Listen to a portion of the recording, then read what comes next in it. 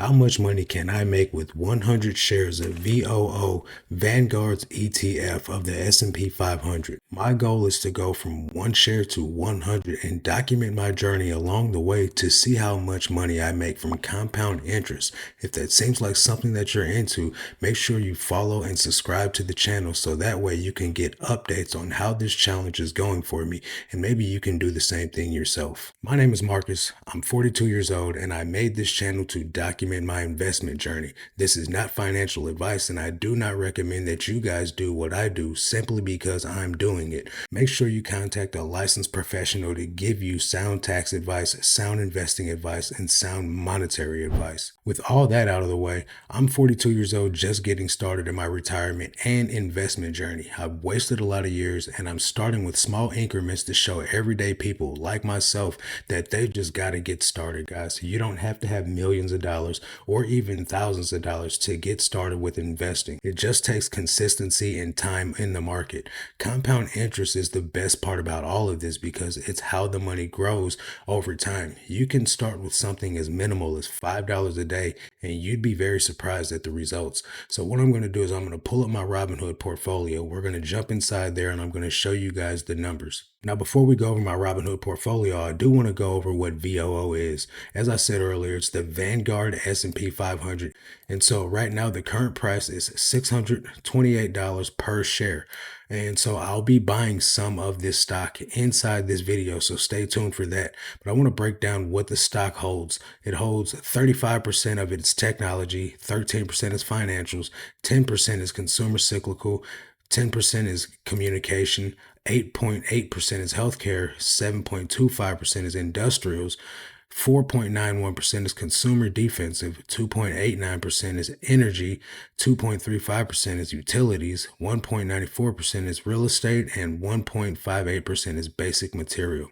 The top 10 holdings for these stocks are Nvidia, Microsoft, Apple, Amazon, Meta, Broadcom, Alphabet, Tesla, Alphabet C, Berkshire Hathaway Class B, and there are a total of 507 stocks or holdings in this ETF.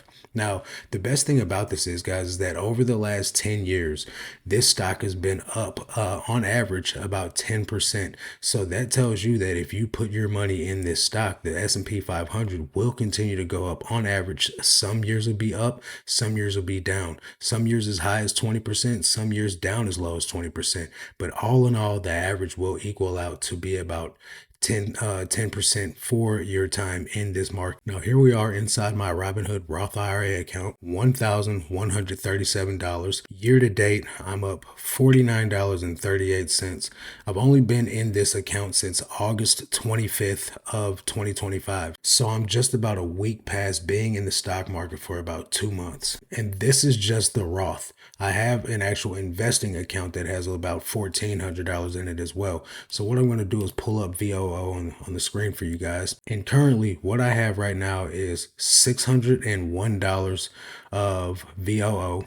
And my average buy cost is $611. Now, I'm going to be trying to spend enough money to get me to one complete share in this video. So what I'm going to do is put about $20 in there and see what that does.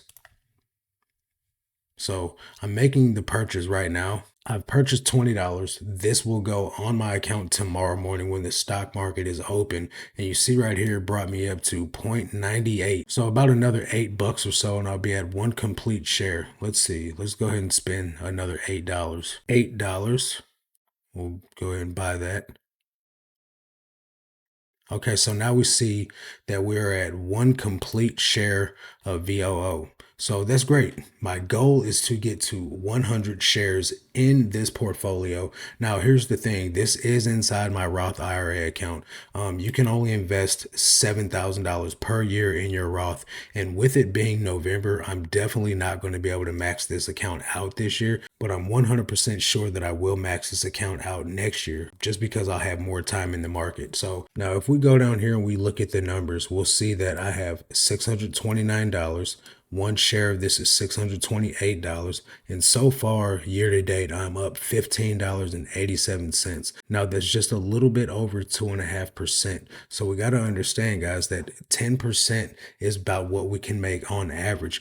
What we see with most bank accounts is that you're making somewhere between 0.5% and on average, not much higher than 1.5%. If you are lucky and you get a high yield savings account, you'll make about 4 to 4.5%.